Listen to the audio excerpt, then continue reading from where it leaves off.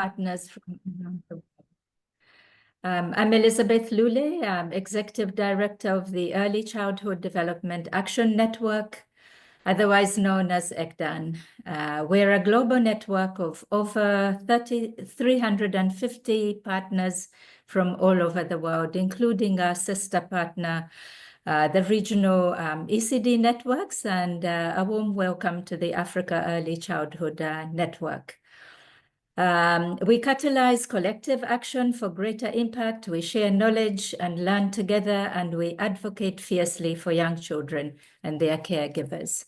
As many of you know, the Global Partnership for Education's Knowledge and Innovation Exchange, known as KIX, is a joint endeavor with the International Development Research Center that generates evidence on scaling education innovations and addresses knowledge and capacity gaps to strengthen education systems. With the generous support of the LEGO Foundation, GPE KIX supported applied research projects, especially on early learning. ECDAN was grateful to be a previous KIX partner. Together with UNICEF, we supported the development of the ECE Accelerator Toolkit and helped to facilitate knowledge exchange and peer learning between countries, working to strengthen early childhood education planning, including it in budgets, in education budgets, and analysis. We will share a link to the toolkit in the chat. As the important work of KIX continues, we are again delighted to use our platform so that ECD partners can learn from one another about innovation and scale-up. Today, we are joined by experts from GPE, IDRC, the LEGO Foundation, policymakers, researchers, and community leaders who will share key findings and lessons learned from projects in the Gambia, Malawi, and Uganda. At this critical point in time, it's more important than ever that we share our experiences from across countries and learn from one another. So a warm welcome to you all. Thank you for joining us. And we hope that you enjoy this important webinar and take back something valuable to your own countries and contexts. Over to you, Brett. Thank you, Elizabeth. My name is Brett Weissel. I am the Global Policy and Advocacy Lead at ECDAN, and I'll be moderating this first part of this webinar. So we'd now like to turn to Tricia Wind, Program Leader at the Global Partnership for Education's Knowledge and Innovation Exchange at International Development Research Center, and Jill Popp, Senior Research Specialist at LEGO Foundation, for providing some opening remarks. Okay, over to you, Tricia. Thank you so much, Brent. As Elizabeth mentioned, GPE KIX is the knowledge and innovation exchange of and for GPE partner countries. So KIX supports inter-country learning, and it supports research, where the topics are defined based on the priorities of decision makers and practitioners in today's education systems. Over the last 4 years, KIX funded 41 applied research projects, including 8 on early learning. The research that we fund is applied and engaged. And as you'll see in this webinar, it's often co-created with people in ministries of education, practitioners, and with communities. And KIX research is designed to be immediately relevant for use. So the projects incorporate both capacity strengthening and knowledge mobilization so that the evidence can be quickly moved into policy and practice. Projects start with a promising or proven innovative approach that addresses a country's priorities in early learning, and then do research on how that impact can scale. In this webinar, you're going to be hearing about a synthesis report on early learning, and particularly about 2 of the GPE KIX projects that had great impact on policy and community levels. Before I pass it over to Jill Popp of the LEGO Foundation, I would like to invite you to share and use the evidence that was generated. We'll be dropping some links in the chat. I'd also encourage you to find out about a next generation of applied research on inclusive early learning pedagogies and foundational skills for a smooth transition to primary school. And you can find more information about those also on our website. So I'm not going to take too much time. I thank you so much for joining, and thank you so much for the organizers who have put this webinar together. Jill, over to you. Thanks, Trisha. It's so nice to see all the names coming in the chat and where people are from. So good morning, afternoon, evening, wherever you are to everyone, and welcome to this important discussion today. Early childhood is a critical period that lays the foundation for lifelong learning, health, and well-being. However, we know that a one-size-fits-all approach don't necessarily work. What is effective in one community may not be relevant or sustainable in another. That is why today's conversation is so essential. Contextualizing innovations ensures that interventions are not only evidence-based, but also culturally relevant, socially accepted, and economically viable within specific settings. When we tailor solutions to local realities, we respect cultural norms, address the unique challenges in the community, engage many stakeholders, optimize our resources, promote equity and inclusion, align with policy frameworks, and ensure scalability and, most important, sustainability. As we engage in today's discussions, let's explore how we can move beyond imported models and develop interventions and innovations that truly reflect and respond to the diverse realities of children, families, and communities worldwide. Thank you for joining us, and I look forward to an insightful and inspiring exchange of ideas today. Thank you, Trisha and Jill. And just a reminder, we do have interpretation. It's available in English and Spanish. So please be sure to select the language on Zoom. And we are taking questions. So if you do have questions, please use the Q&A in Zoom, and we will take those if we have time. I would now like to introduce Elizabeth Katonga, Program Manager at the Africa Early Childhood Network. Elizabeth will present an overview of the GPE KIX synthesis report, which consolidated the findings from 8 ECE research projects from 2019 to 2024. Okay, over to you, Elizabeth. Thank you. Thank you very much. I'm glad to be presenting this afternoon. And I am Elizabeth Gitonga, as introduced, from the Africa Early Childhood Network. And on the next slide, I'll just highlight that the Africa Early Childhood Network is a continental ECD network focused on ECD advocacy in the continent. AFCAN is an affiliate of Early Childhood Development Action Network, ECDAN. And AFCAN was selected by GPE KIX to synthesize emerging evidence from GPE KIX research projects that ran from 2019 to 2024 that seek to strengthen learning in the early years. Slide 3. So if we look at that map, it kind of shows the countries involved in this synthesis. In 2019, early learning was identified as a priority for GPE partner countries, as many children still cannot access ECE, and there is a high percentage of learning poverty that still prevails. The partner countries highlighted the need for a strong knowledge base on what works to achieve quality ECE.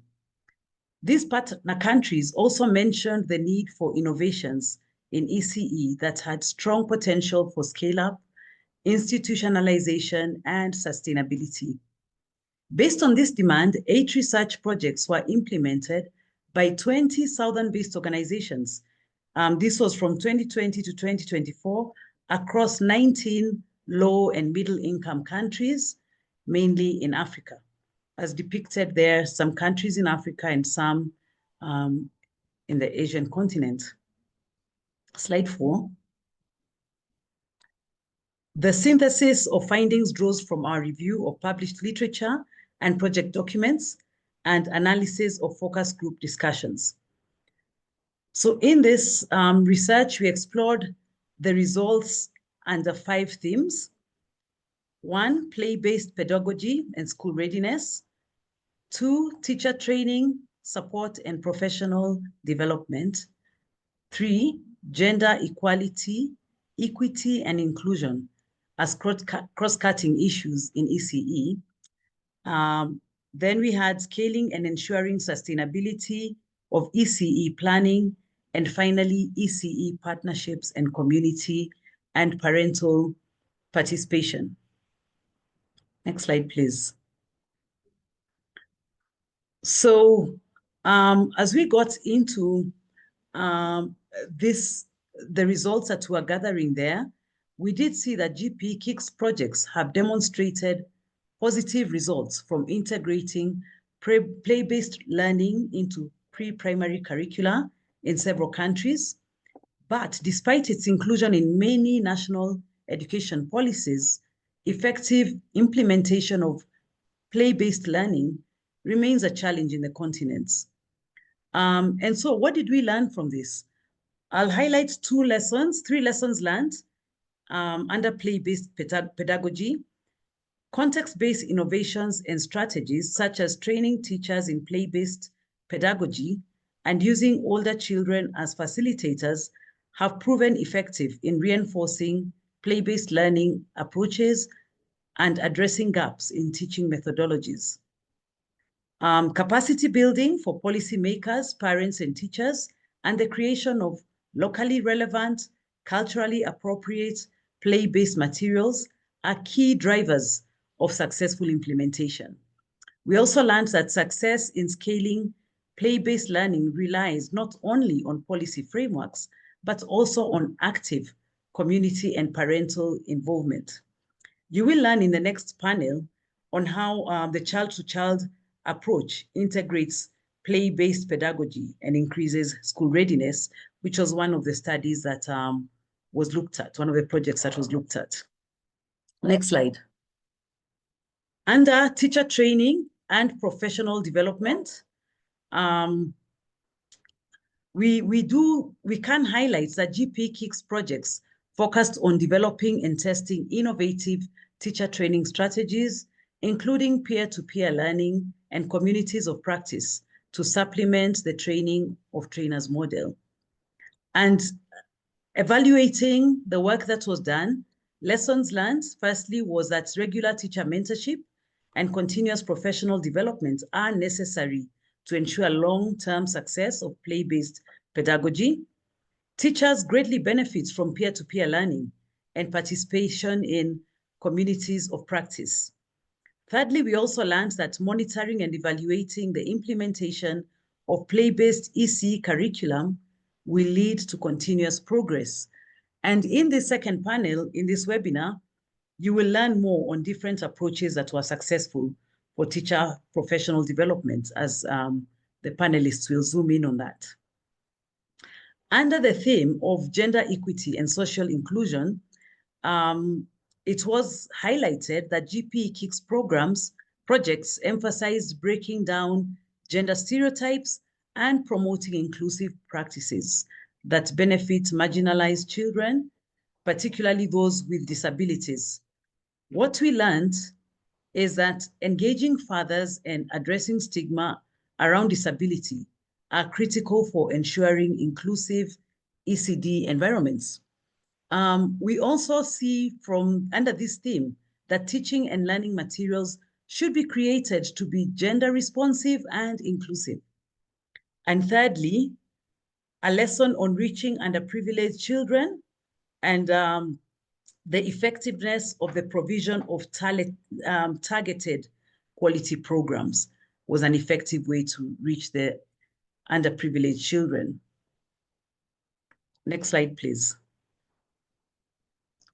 Under the theme of scaling and sustaining ECE, and we are highlighting the main lessons. Obviously, there were other lessons learned, but GPE KIX projects have successfully scaled community-based and home-based ECE models by building strong partnerships with local stakeholders and leveraging open source digital tools. So what did we learn from this? Firstly, it is important to secure political support from the very onset of the program. Secondly, it is also important to ensure strong community partnerships and engagement with civil society. And thirdly, that ECED initiatives should be contextualized, for example, in the use of indigenous resources to support learning. Next slide, please. And under community and parental involvement, we see that the projects engaged local communities through workshops, participatory research, and awareness campaigns, drawing 4 lessons or 3 lessons that I will highlight. Active community engagement and parental involvement are essential for the success of early learning programs. Encouraging parental participation, particularly in rural and disadvantaged areas, has been identified as a key factor in sustaining early learning initiatives. And thirdly, targeted capacity building for parents on play-based approaches led to improved home learning. And it was further noted that using the existing community-based structures in the communities enhanced peer-to-peer learning and support. Next slide, please. So what recommendations can we draw from this? I will just highlight 5 recommendations.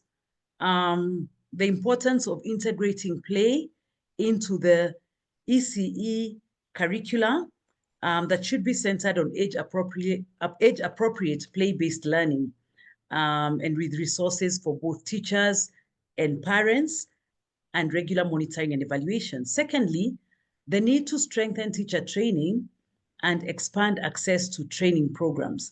And this would look like continuous professional development, mentorship, hands-on training, and this should be prioritized as they help to build the teacher confidence in delivering this play-based pedagogy.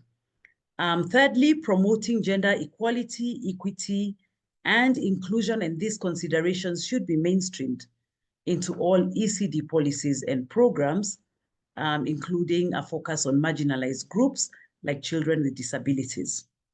And fourthly, to foster community engagement, spotlight on parents. The engagement of parents is of utmost importance, and this can be done through awareness campaigns and trainings and ensuring that everyone is well capacitated for the success of early learning programs. And finally, to ensure sustainability and scalability, ECE models should be integrated into national education sector plans, and governments should collaborate with local and international partners to ensure long-term sustainability. Thank you very much for your attention. Thank you. Thank you, Elizabeth, for that helpful overview. I will now, I'd like to now reintroduce Jill Pop with the LEGO Foundation. She's going to moderate the first panel for you today on play-based pedagogy and school readiness. Great. Okay, over to you, Jill. Great, thanks, Brett. Thank you for joining again today. So we will have our first session today going in depth into the first theme of the GPE KIX synthesis report. We'll have a presentation from one of the GPE KIX projects and then hear how these findings have been used and integrated by policymakers and community level actors. We'll have 3 short presentations followed by a Q&A, which again, you can put the Q&A into the chat. So first, I'd like to introduce Dr. Godfrey at Kiambogo, I hope I said that right, University, specializing in early childhood education. He will present the main findings of the GPE KIX project on inclusive child-to-child learning approach, scaling up inclusive play-based learning for smooth transition from pre-primary to primary school, implemented in Uganda, Ethiopia, and Malawi. Over to you.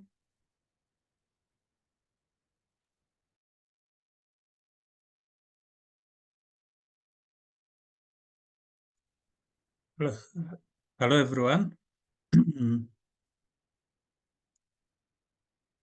Yes, thank you very much for having me. Good morning, good afternoon, good evening, ladies and gentlemen. My name is Godfrey Ju. We're presenting on the play-based pedagogy and school readiness. We're giving you lessons we've learned from the inclusive child-to-child play-based learning that is scaled in pre-primary centers in Ethiopia, Malawi, and Uganda. Next slide, please. To begin with, in our communities, we still have a lot of poverty in terms of caregivers or teachers who work with the children. If centers are put there, there might be no teachers. If they're there, they could be very much busy doing a lot of things there. So we decided to use this model, the inclusive child-to-child model, which is a play-based model that we integrated in the home-based centers and also community-based centers so that they can support learning in the centers in the absence of the teachers, and sometimes even when the teachers are there to make sure that learning goes on.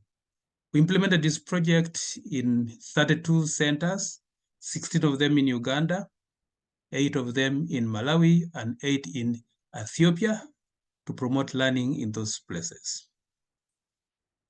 Of course, the model we had learned from different sources where they had been implemented, and we tried to modify them. So for example, the earlier models had worked with the children, maybe from primary schools, working with children in the preschools, but we found an issue with that, and we decided to bring only the ones in the preschools to work as the facilitators for their peers in the same place so that they are nearer each other and increase contact time. Next slide, please. So in this model, what we first did was we decided to collect over 200 local games, traditional games from different communities in Uganda, in Malawi, and in Ethiopia, and put them in one book. In that one book, we're able to identify the different lessons that those games really teach children, the skills they teach. We described the games and also put an illustration or a picture of the game for those ones who can't read, that they can only just see the picture, and then they are able to know that this is the game, and eventually they can go and try to play it. And also they can modify if there's certain thing they want to modify, as needs change, they keep modifying them and so on. And so that those games are taught by fellow children within the same class or age groups, but within the same center. Other children who are from the primary school can also come in and join or lead in other games when they are free. Next slide, please. So in the book, as you can see in the picture, the book is there with that child. So he identifies a game that he feels comfortable with, and then he starts preparing his materials or her materials that they're going to use for the game. Then eventually they'll go and lead that game when they have the materials that they've made. If they cannot make some materials, they work with their own parents or their teachers or any other adult who's around to help them make the materials, or even other children who are there to make the materials. And they know that they're ready to go and play when they need to play. Next slide, please.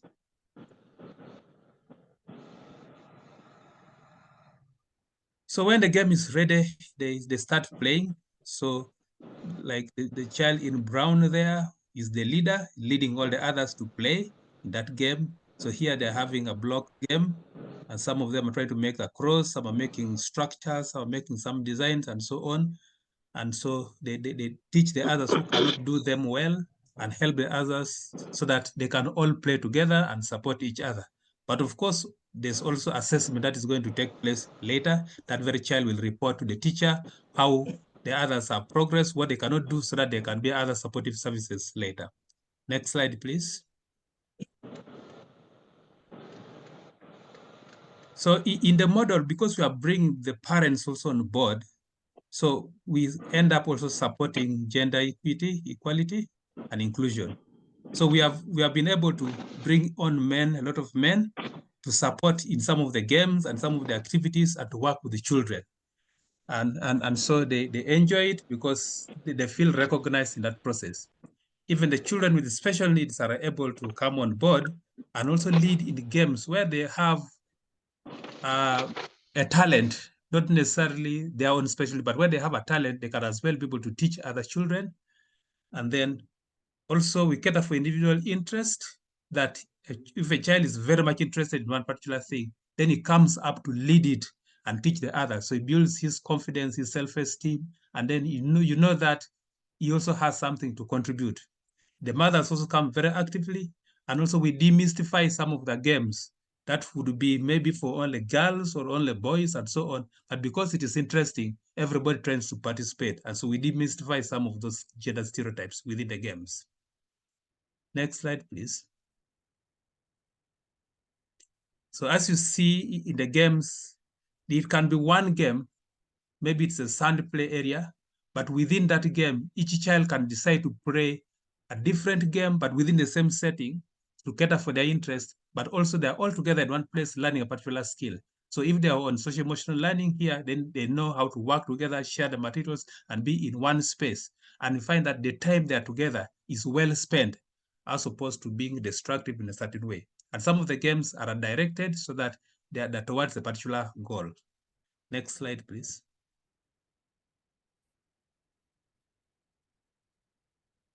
Next slide. Okay, as you can see, sometimes some games become very interesting and others join in. So for example, the picture, there's a child with a special needs there, the child, but now is turned to lead a particular game. And so this helps them to learn and like being in school. So when the children with special needs end up coming, they're not discouraged from coming because they know they're going to participate in something. Next slide.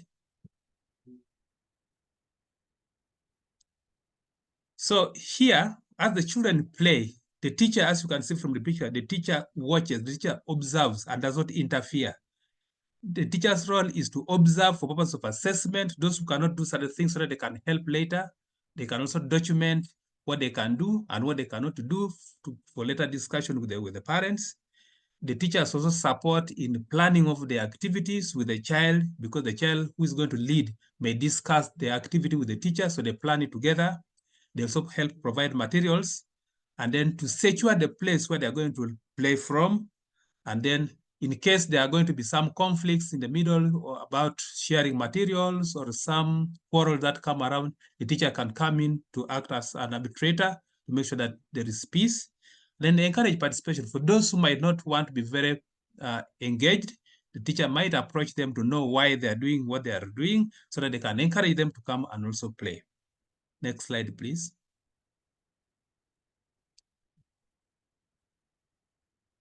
So the parents come in as well. The games become interesting, so they come in when the children are not playing as it is expected. Sometimes the parents come in to make sure that they show the children how to do it. And this especially has helped us to change that attitude of people not accepting play as an important thing that contributes to learning. So when the parents also start engaging, they also start supporting play instead of saying it's a waste of time. So they encourage participation and they also help in planning. Next slide, please. So from all those activities, we find that the child-to-child approach encourages children to enroll and stay in school, so that if you're in school, then you can be able to transit to the next level. The parents remain supportive and therefore make sure that the children remain there. The children develop leadership skills because they practice leading all the time, and that enhances their self-esteem. And the different activities that they play enhances their literacy skills, their numeracy skills, that help them when they go to primary school. They have something that they're already used to. And then when they have friends already they're playing with in the centers here, when they go to primary school, they get them and continue being friends. And therefore it helps in that transition. Next slide, please.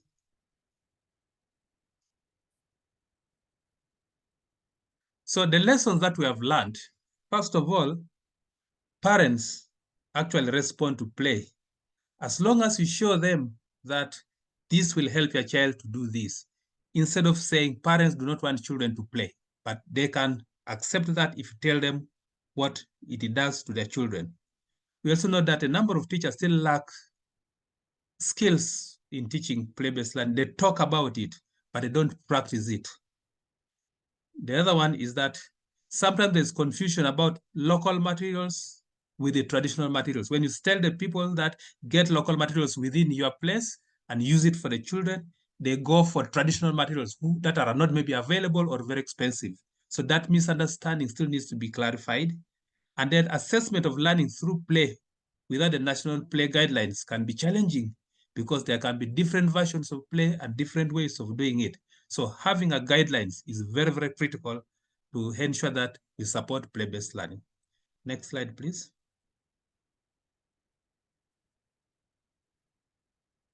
So we recommend institutionalization of play pedagogy. If it can be done, it would be very, very helpful. If you can have play pedagogy guidelines to be able to make sure that all the initiatives tend to focus on particular goals that we need to maintain play-based learning. It will be very much critical. Otherwise, some do not take it as learning, take it as simply enjoyment. We also still have issues of play spaces that need to be prioritized. There are still many centers that are developed without play spaces. They think they can only have a class for academic work, but without play spaces. This still needs to be worked on. Then teachers need more training on play-based pedagogy because they still direct it instead of practicing it. Next slide, please. So thank you very much, ladies and gentlemen, for listening to me. Thank you very much, Professor Godfrey.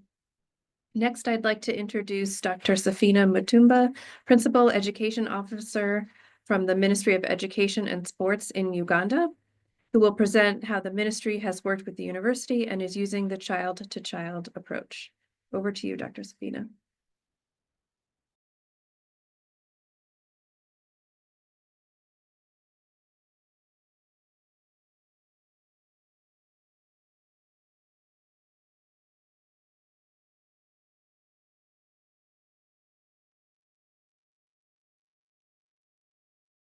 Dr. Safina, can you please unmute?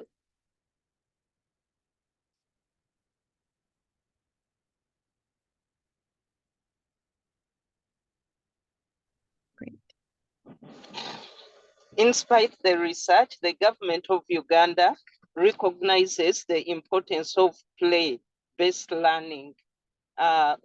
When you look at the legal frameworks and policies that have been developed under the Ministry of Education and in the government of Uganda generally, we have the Early Childhood Care and Education Policy.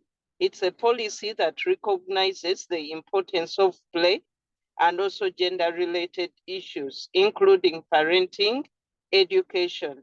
We have developed guidelines on the establishment of pre-primary schools, and the guidelines advocate for play spaces and also need to see children play.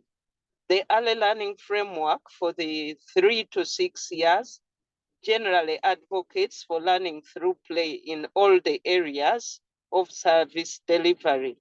Then we have the early learning and development standards for the 3 to 6. They also appreciate that children learn majorly through play at the different age group. The community mobilization manual itself mobilizes parents to play with their children, to engage them into play, although parents don't recognize it as the best approach. They prefer academic work. Then the guide on the training of center management committees. These are the management members that guide the daily routine activities at the school. Also training management committee members to advocate for play within the schools. We have the parents' book. This is a book that was developed during COVID-19 in appreciation that parents are the first teachers. It advocates for play-based learning throughout their activities in the home and also advocates for gender-related issues to mitigate gender biasness. We have also, with support from UNICEF, we have developed the basic requirements and minimum standards for pre-primary schools.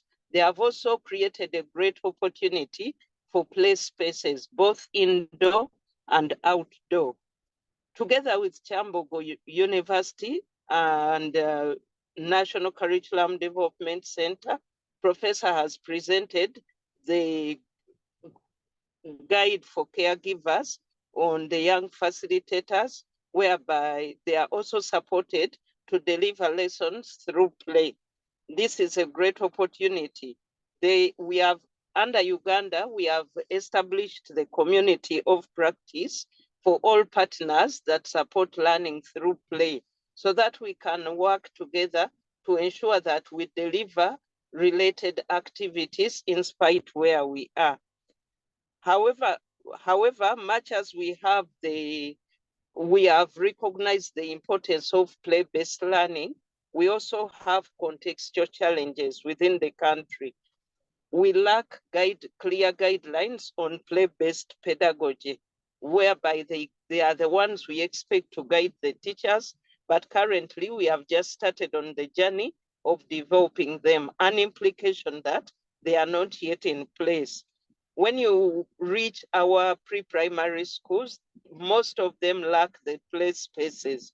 They don't have the spaces to give these children an opportunity to learn through play. At the end of the day, you'll find teachers concentrating on the academic part instead of allowing these children, giving them opportunity to learn through play. The teachers themselves, they were traditionally trained. They lack the methodology on learning through play. So it's a big challenge that teachers, instead of supporting children to learn through play, they concentrate majorly on the textbooks, making these children lose that opportunity to learn on their own through play. Parents also demand for academics rather than learning through play. Most of them take learning through play to be a wastage of time. Yet with us as specialists, we believe that through play, there is a lot of literacy development, numeracy development, but parents, most especially those that don't know, they take it as a wastage of time. When it comes to the opportunities for the child-to-child approach, there are a lot of opportunities. For example, through group work, teachers struggle a lot with developing the literacy of these children, but these children can learn a lot on their own through group work. Peer-assisted learning. If they are given a variety of materials of different colors, these children can learn naming those colors, naming the objects, organizing the class, the play materials, cooking, imitating their parents through play, using the child-to-child approach. Storytelling. Some of these children are told stories from home. So when they sit by themselves, through the child-to-child approach, they can learn a lot through storytelling and role play. When it comes to songs, through songs, these children can teach themselves songs rather than waiting for the teachers, using the child-to-child approach. The nursery rhymes, it does not require a teacher to teach these children all the time. These children can learn on their own.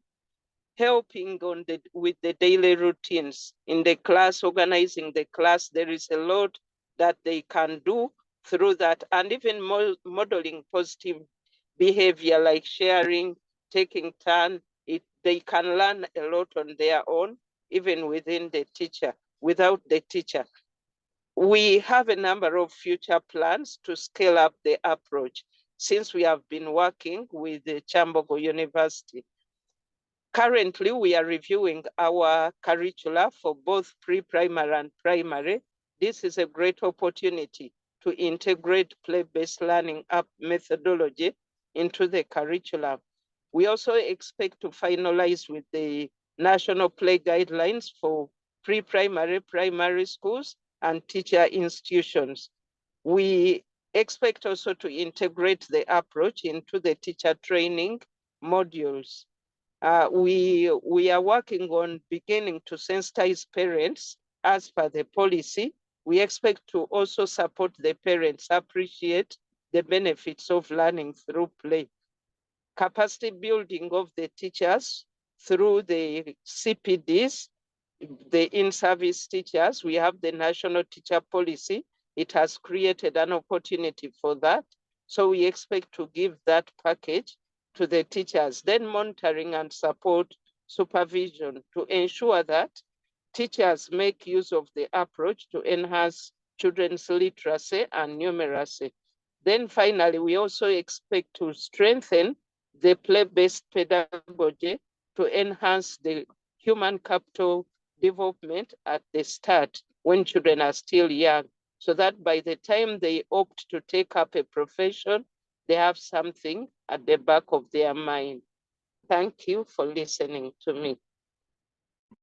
Thank you so much. I think I'll move along to Ms. Alina Chibwana, who is the Executive Director from the Creative Center for Community Mobilization in Malawi, who will present how the organization has scaled the child-to-child approach in its program and at the community level.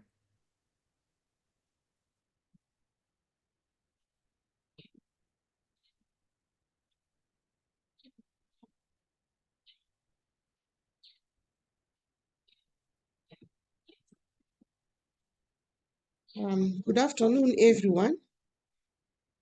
My name is Alinafe Irene Chibwana, as you have heard. I work for CRECOM, which stands for Creative Center for Community Mobilization. And indeed, we did try to pilot the implementation of child-to-child approach. So here I am. We noted quite a number of challenges in Malawi, which are as follows. The early childhood education is not child-centered and play-based. So because of this, mostly it was purely academic. And then when we came to realize the benefits of child-to-child approach, we thought that this was an opportunity. So the project developed and provided a detailed guide to support play and learning. It also introduced the practice of child-to-child play-based learning, as to what Professor Godfrey Ju just stated. And the child-to-child pedagogy introduced also at a home-based level to continue to play and learn after school. So we made use of the young facilitators from primary schools to be with the fellow students at home-based level. And the other challenge was the inadequate play materials. So in this one, we've trained communities in the production of play materials. Next slide, please.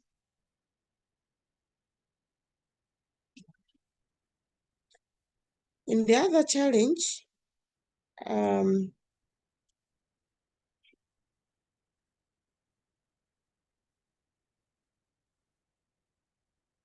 is the inadequate trained caregivers or teachers, especially in rural areas. So with the coming in of child-to-child project, we trained young facilitators to guide play, and we also sensitized policymakers and program managers to adopt the approach, because we noted that it was equally important. And the other challenge which the project tried to solve is the inadequate food supply and resources and lack of friendly infrastructure. So following a leaf from child to child, we trained community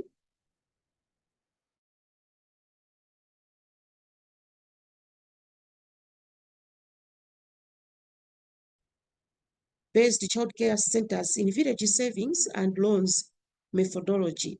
And in this one, of community-based child care centers have at least over $500, which they use to procure resources and the food supply for the centers. And the chiefs were also mobilized to support the centers with the resources. Next slide.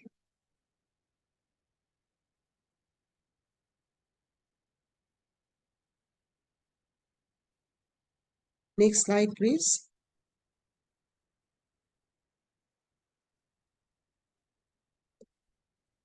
So why is it that CRECOM decided to adopt and scale child-to-child intervention. First and foremost, one of CRECOM's thematic pillars is supporting the government in providing inclusive quality education. As you can see from pillars, and the inclusive quality education is the second pillar, which we are trying to work in. And this was an opportunity to implement the pilot intervention in the 4 districts that we were working already. So, as I stated, we observed positive results during the implementation of the pilot. 1, there was increased development of confidence and leadership skills among the young facilitators. Secondly, the young facilitators acted as role models and inspired other children to attend learning in the CBCCs. And also, we noted that home-based learning motivated some children who dropped out of school to come back to school. And not only that, we also observed that the home learning centers were seen as a tool to bring children with disabilities to the community-based child centers. Of the centers, we enrolled about 20 children with disabilities with home learning, which was not the case before. So the child-to-child guide also made learning easy as the children select games they wanted to engage in. So it's not the teacher directing them, but they would choose the kinds of games that they would want to play at that day, at that time. And so because of this, we have seen greater parenting abilities also, especially among men, in bringing children to learning centers and supporting the center with playing materials. As you can see, those doors, they were done by men as well as women. The men, especially those that are involved in tailoring. Next slides, I think the slides are not coming in. Yes. So those are the doors that were done by tailors who are men in the communities. So how were we involved with the GPE in the project? Next slide, please.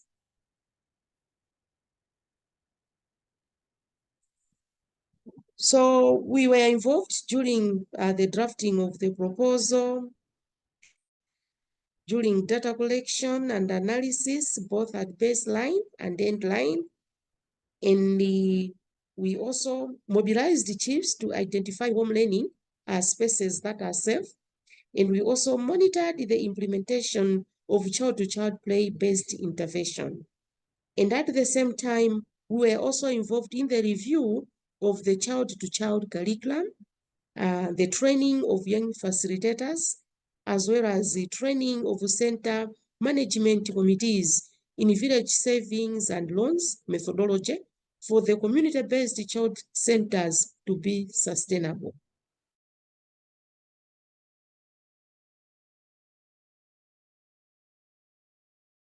So this is how we are involved, and this is in implementing child-to-child pedagogy. So the other part which is very interesting, is that most of the CBCCs, the child-based care centers that we are working in, they are closer to community-based secondary schools. So those girls who dropped out of school because of teenage pregnancies, now they are able to bring their children to the care.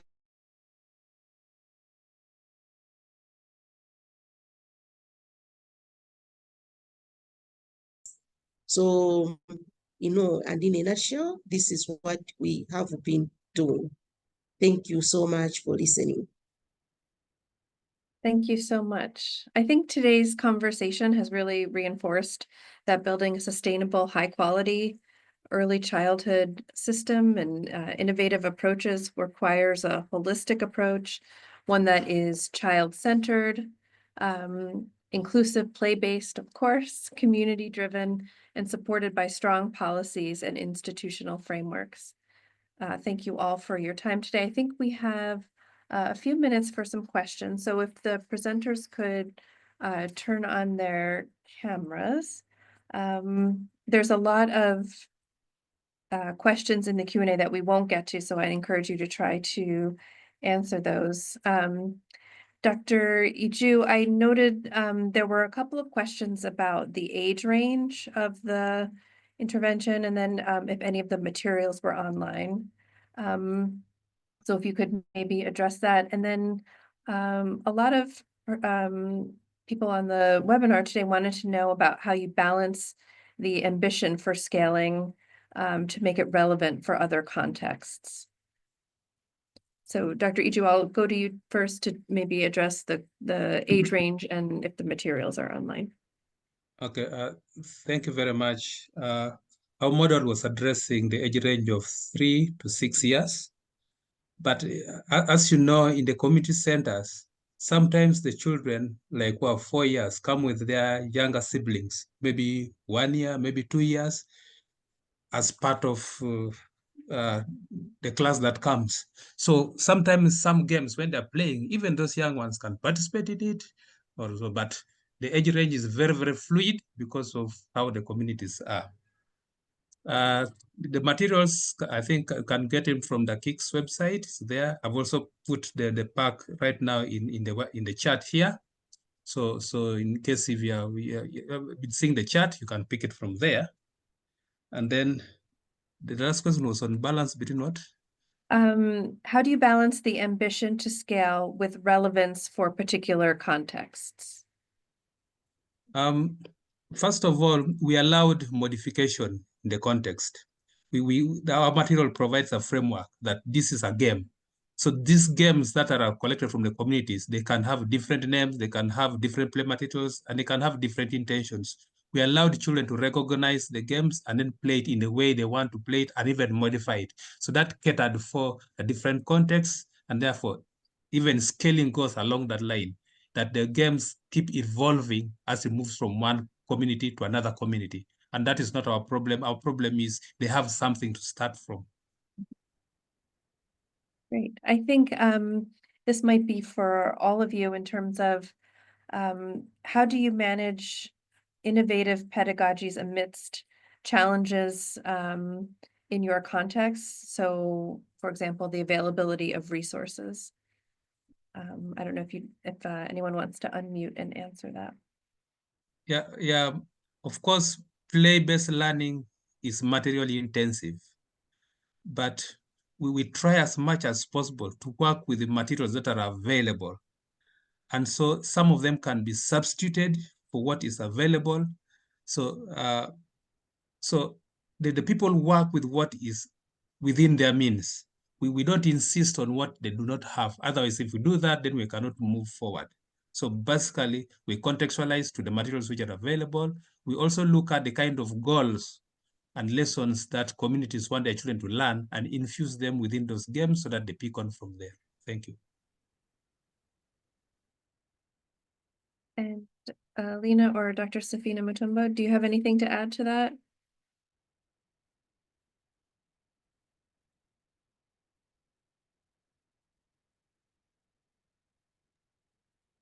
And I would just add on the question on,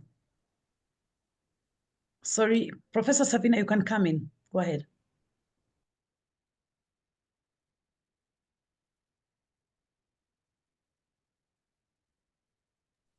Okay, maybe I'll come in and just say, building on what Professor Iju you're saying about contextualization, I think this is a key advocacy message too, because sometimes when we are advocating for play-based learning, it may look like a very kind of rigid fixed cost, expensive kind of approach, but even presenting it in that way to the policymakers, that it is more a principle and idea that will be applied relevant to each context, and therefore should not be seen as a new, expensive, and kind of intrusive approach, but one that will contextualize and bring in the desired results, even with the contextualization.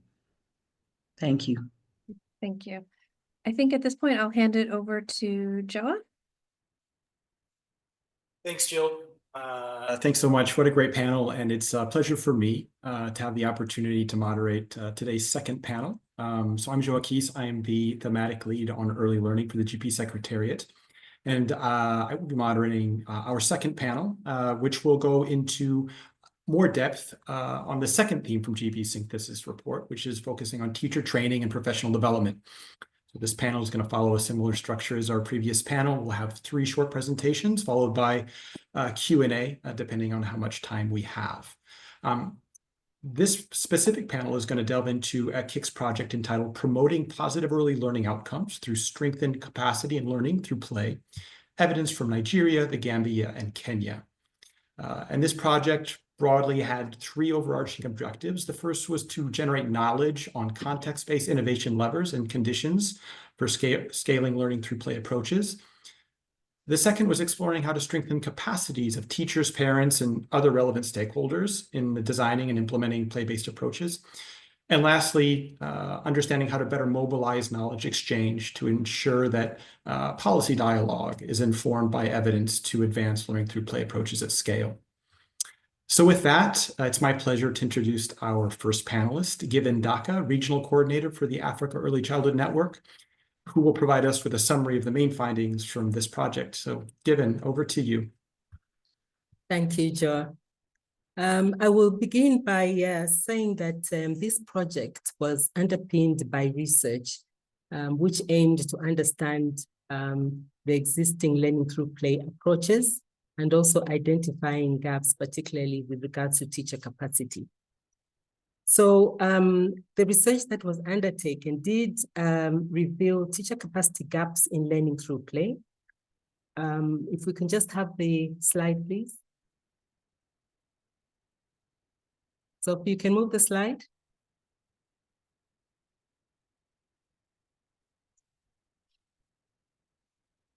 Hello?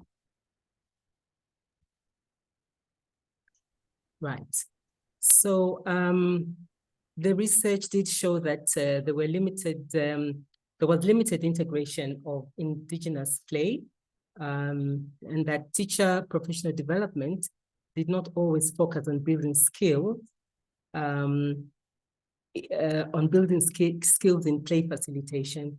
And there was the whole issue around resources in the classroom, and gender biases and the limited adaptation of play materials for children with disabilities. Next slide, please. So with those identified capacity gaps, the 3 countries that were under this project, the Gambia, Nigeria, and Kenya, did develop a teacher professional development strategy. So for the Gambia, they enhanced the Go curriculum with play-based content and also strengthen the quality monitoring tools and approaches with the inclusion of learning through play content. Nigeria also focused on the teacher training model, developing a teacher training model that was inspired by the radio curriculum, which focused on building the capacity of teachers, educators, and the school support staff in terms of supporting the delivery of the curriculum. They also focused on the use of indigenous knowledge, gender, and the disability inclusion. What we also see in the case of Nigeria, they developed Play Activity Bank to support teachers' delivery of the curriculum. Coming to Kenya, Kenya focused on the integration of the learning through play approaches into the competency-based curriculum. If you could please move the slide to Kenya. Thank you. The integration of learning through play approaches into the competency-based curriculum. This also included provision of instructional materials such as children's play books and teacher guides, and also focused on the capacity building of teachers in terms of the competency-based curriculum and in the core development of materials, as well as inclusive instructional strategies to facilitate play-based learning. The issue of the gender equity and inclusion was also a consideration under this project. The gender equity and inclusion consideration was embedded throughout the whole design process. If you can move the slide, please. Was embedded through the design process, which looked at approaches for gender and disability inclusion in the delivery of learning through play curriculum. So frameworks and materials to guide the integration of gender. This included the development of frameworks and materials to guide the teacher in the integration of gender and disability inclusion. And the training package also emphasized the use of indigenous knowledge, gender and disability inclusion. Next slide, please. So lessons learned. What did we learn from the lessons? The three scalable models of learning through play undertaken in the Gambia, in Kenya, and Nigeria did show positive results in teacher capacity for integration of learning through play in the curriculum delivery. And I think the key elements that stand out across all the three countries is the focus on curriculum, ensuring that the curriculum is integrated with learning through play features, teacher resources, and competency building, particularly in terms of the play facilitation, and of course, teacher support and supervision. Also from this project, we draw some recommendations. A high-level engagement of government is critical to successful implementation and evidence-generated policy intake. We also see that linkages between research institutions and regional capacity building and knowledge exchange platforms is also very, very key. We've also drawn lessons, but also as a recommendation, the collaborative action across stakeholders is key in the success. For example, a consortium was formed to support learning through play models across these three countries. Thank you. Next slide, please. I think that's the slide just to thank you. So this was just a brief overview of this project. Thank you. Given, thank you so much for your succinct overview of the findings from this project. I appreciate that attempting to summarize the finding from such robust research in 6 minutes is quite challenging. You did a fantastic job, and thank you so much for that. And hopefully we'll have an opportunity to delve more into this during the Q&A session.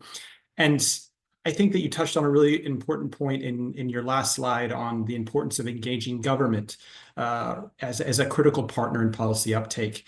And I hope we have the opportunity to delve into that maybe during the Q&A a bit more, but maybe that's a good segue to our second panelist, Mr. Lamine Jobe, Principal Education Officer for the Ministry of Basic and Secondary Education in the Gambia, who will now present how the ministry has used and scaled the EC teacher professional development innovations developed through KIX to inform their national strategy to scale play-based learning. So with that, Lamine, over to you.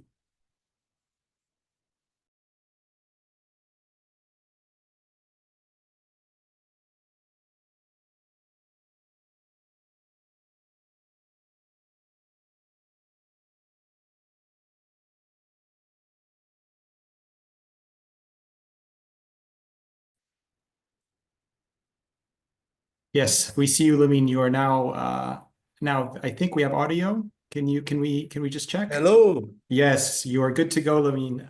Please, the floor is yours. Great. Yeah, with the Ministry of Basic and Secondary Education from the Gambia, we try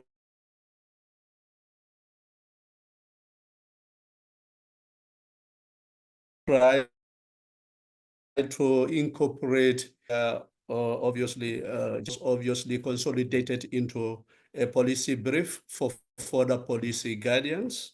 And these products were obviously, they are enhanced model curriculum, which was obviously enhanced with more play-based activities for the teacher capacity strengthening. And we've also enhanced lesson presentation workbooks. We are also enhanced so that teachers will be able to use these presentations in their lessons across the schools that we are part of the project.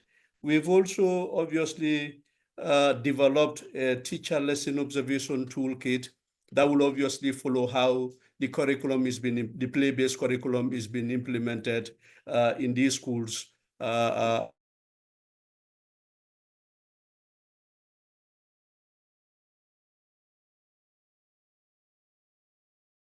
across those used. We really try to use the Tayari model, which one of the pillars of the model is to strengthen parental engagement, to strengthen parental involvement in the activity of play-based learning in the schools and at home. So in doing that, obviously, communities and parents were capacitated to fully take part in the learning of their children, both at school and even at the house, because learning does not obviously expect that this continues. And we've also obviously really developed an age-appropriate play learning materials. These were also developed, and these were really the products that the research was able to obviously, which was generated from the research, and that the ministry tried to obviously leverage, which is obviously quite impactful. And then you could see also that has taken kind of a face of these products from phase one, that is enhanced goals curriculum, to lesson presentation workbooks, to developing a monitoring toolkit for teachers, how the curriculum is being implemented at the level of the classroom, so that we know what are the gaps for the trained teachers around those gaps. And then we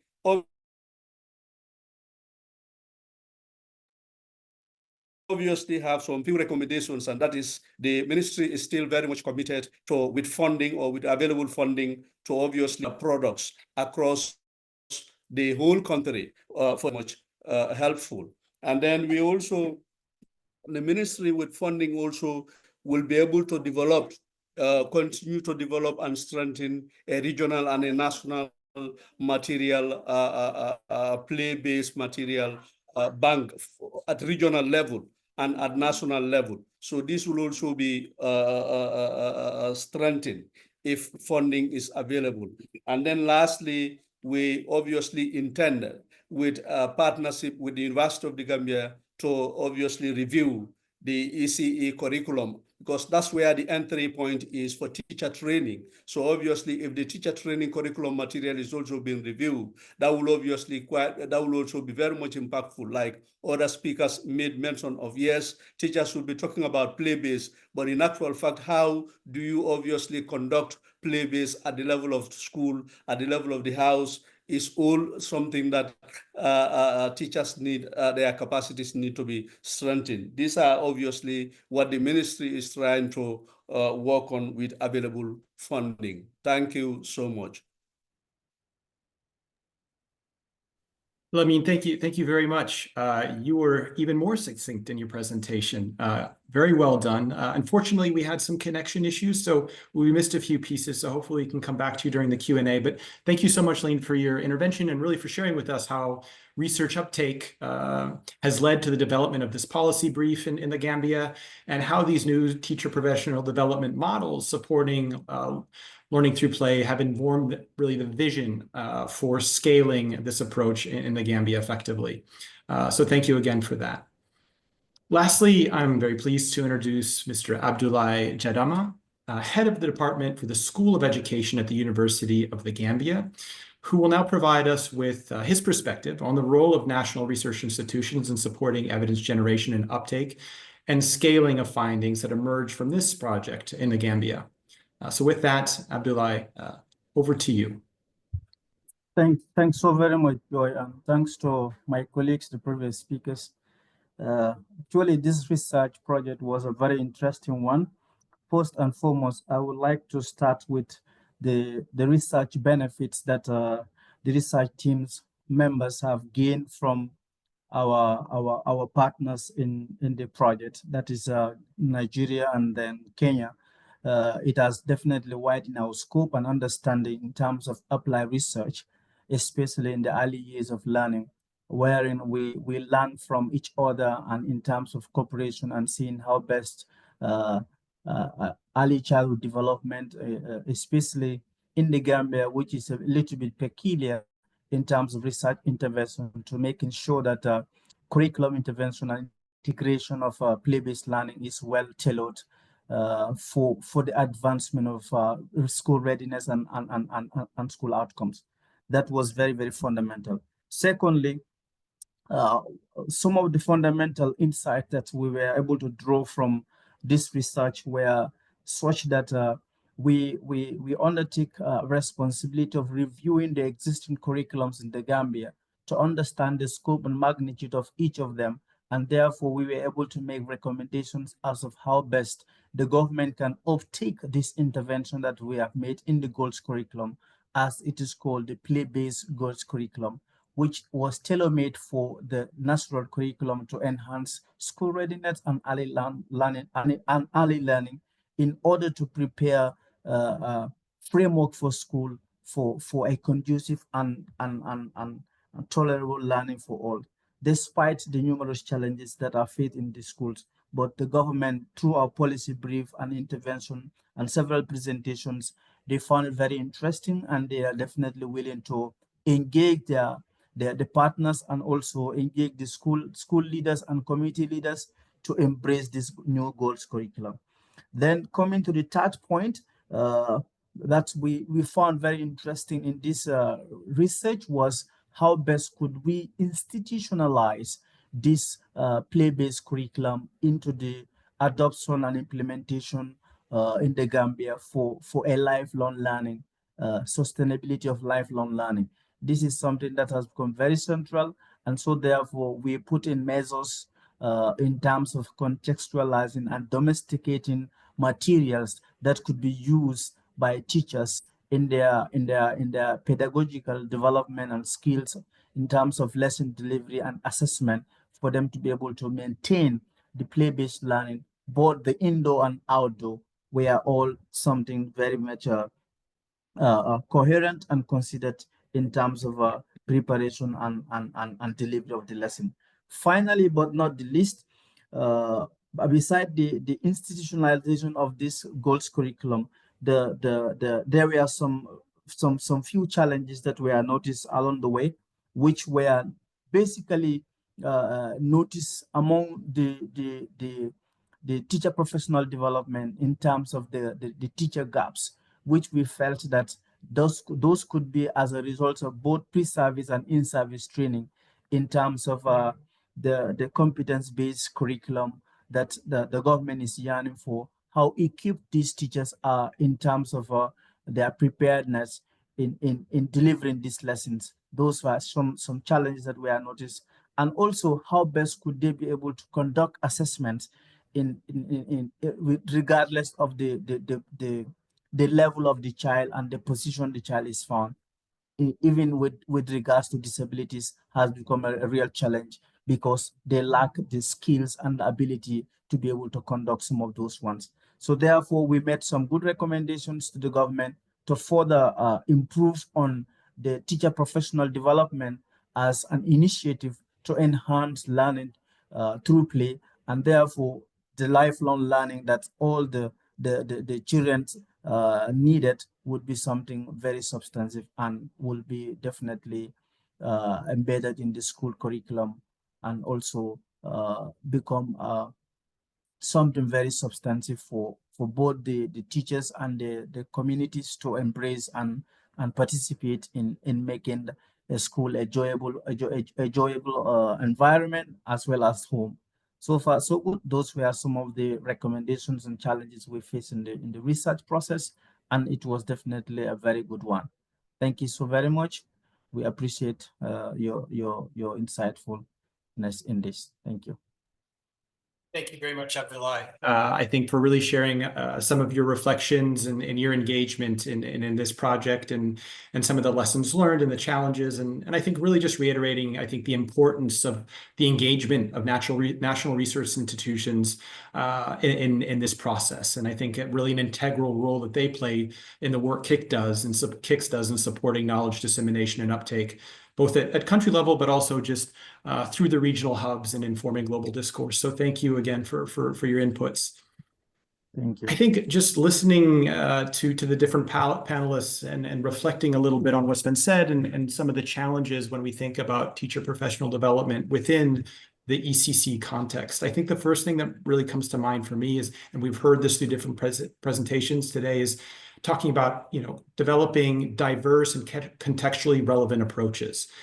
I think the ECC subsector is unique because when you look at, lower income and low and middle income countries, many of GPE's partner countries, you're looking at a very diverse range of service provision, public service provision, private, community-based, and the skill level and qualifications of the EC workforce in these different types of service provision is quite diverse.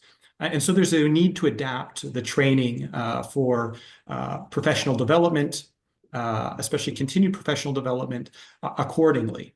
And so I think that really resonates with me in terms of how Gambia has really adapted a variety of different approaches to meet the diversified EC workforce that you engage with at country level. And I also think when we look at the EC subsector, and I've seen some of the comments in the chat here as well, talking about how do we advocate effectively for ECE? How do you mobilize interest if there's no political will? And I think, again, it's just so important that when we engage around these questions and ensure that ECCE is part of national policy dialogue, evidence is really the most important thing that's going to enable EC to be elevated into those discussions, whether it be for teacher professional development or any other aspect of ECE. I think that it's really important that we have this type of evidence, that it's brought up at the government level and informs policy dialogue. Without this kind of evidence produced through KIX and other partners, it's very challenging to ensure that we are able to advocate effectively for the inclusion of EC in national sector plans and ensure appropriate resource allocation, both domestically, but also through other means.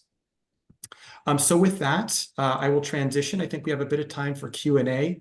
And perhaps I'll just start with one quick question, for a follow-up question for you, Given, if possible. You'd mentioned in your presentation, you'd highlighted the importance of engaging with high levels of government in research implementation and evidence uptake. I'm just wondering if you could share with us what you feel are some of the most important steps that researchers can take in really fostering that strong engagement with the government and ensuring that the evidence that's developed by national institutions can really inform national EC policies. Thank you. Thank you very much, Joa, for that question. I think in answering that question, there are several dimensions that we could look at. First of all, I think we have to inculcate the commitment from government from the very beginning of the research project. So government has to have a seat around that in terms of the beginning to identify what the research issue is that is to be investigated. I think we have to be with government on every step of the way. the research projects from its design and also in terms of the engagement or drawing of policy implications of coming out of that research. So we really need to see government as not only a consumer of knowledge, but also as a co-creator of the knowledge that comes from the evidence, from the research. One very important aspect is that the research must respond to the country's or government's priorities. So you talked about the link with policy, the policy sort of framework of government. So there has to be an alignment in terms of the project objectives of this research and government's priorities. So that is very, very important to ensure a more sustainable partnership with government, but also to enhance government uptake on what comes out of the research. Yeah, so I think those are the main points that I would really want to put across. Thank you. Thank you, Given. Thank you very much. And I hope that some of these points are really transferable to other participants on today's today's webinar, to think about how I think these approaches can be adapted within different country contexts. We have still a bit more time for the Q&A, and thank you everybody for all the rich commentary and questions. It's just so great to see such a diverse group of participants from around the world engaging in today's webinar.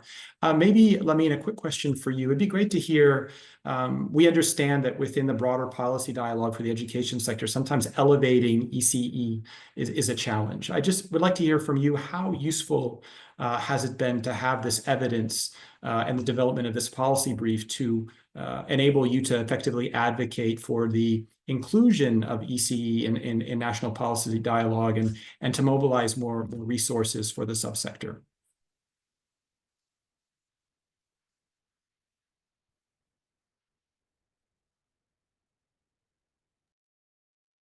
Is it for me? Yes, Lamine, please, over to you.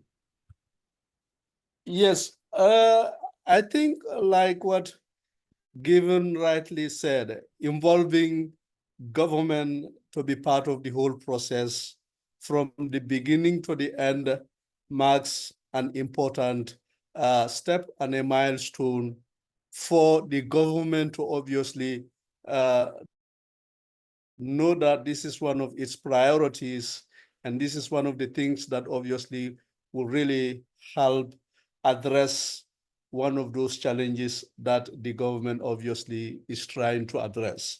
And which in this research process, that was exactly what happened from the very process, the beginning up to the end. So obviously that is one of the reasons why we were able to consolidate the research products into a policy brief for further policy advocacy, so that the government can be able to get more funding in terms of resources in upscaling the research, which is really very much paramount. Thank you. Thank you so much, Lamine. I think that wraps up our second panel. So I'd like to really thank our three esteemed panelists for their participation in this rich exchange. It's been, I think, really valuable to kind of hear this tangible example of Gambia, to see how country-level research through KIX has really translated to policy advocacy work and informing the vision at scale for learning through play approaches within the ECC subsector in Gambia. So thank you all for your participation. I'd now love to hand over to Ian McPherson, who serves as the Global Lead for GPE's Knowledge Innovation Exchange, to provide some closing remarks for today's webinar. So with that, Ian, over to you to wrap us up today. Thanks. Great. Thank you, Joa. Can you hear me okay? Yes, you're audible. Mm-hmm. Okay, great. Terrific. Well, firstly, thank you to everybody who has joined, and particularly to our presenters and panelists. I'm not sure if, as participants, you're able to see how many people have joined, but at one point we were close to 600 people on this webinar, which I think is terrific. It's reflective, I think, of the strength of the community and of the importance of this kind of work to the ECE community. So a deep thanks to you all. Thank you also to ECDAN, to the Africa Early Childhood Network, to IDRC, and of course the LEGO Foundation. I would strongly commend the report that Elizabeth spoke to at the top of our webinar, the 5 different themes that were outlined, and also the recommendations.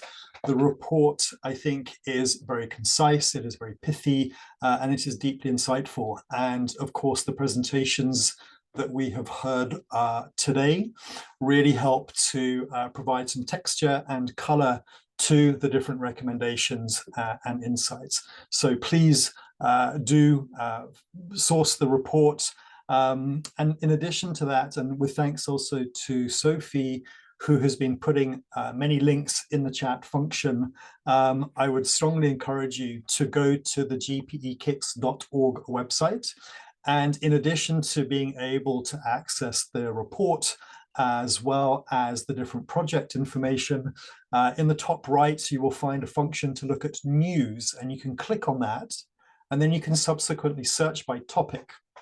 And if you search by the topic of early childhood education, not only will you be able to access the report, the different outputs from the different projects that have been supported through KIX, but also a lot of different information and activities that have been supported by GPE KIX on the theme of ECE, particularly the different regional hubs, and looking at where different participants who have joined today are coming from. There will be a lot of relevant insights and activities that we hope you would find very, very interesting.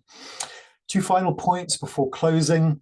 Again, as Joa just said, the richness of the discussion in the chat function and the Q&A is enormous. And with deep thanks for not only asking your questions, but also to our panelists for answering those. There's a lot of content, there's a lot of insight being generated by this community. So I would encourage you to go through the chat and also through the Q&A process. My last input before closing is to say that there will be a second webinar focused on system strengthening and family and community engagement on the 21st of May. And as the outreach for this webinar you have all accessed, you will be informed soon about details for the second webinar, but please do mark it in your diaries, 21st of May. So with that, again, a deep thanks to all of our presenters, to our partners, to yourselves as participants, and certainly last but not least, the interpreters that make this kind of global convening and exchange of insights possible. Our deep thanks to you all. So with that, wishing you all success in your ongoing work and very good rest of your days. Thank you so much.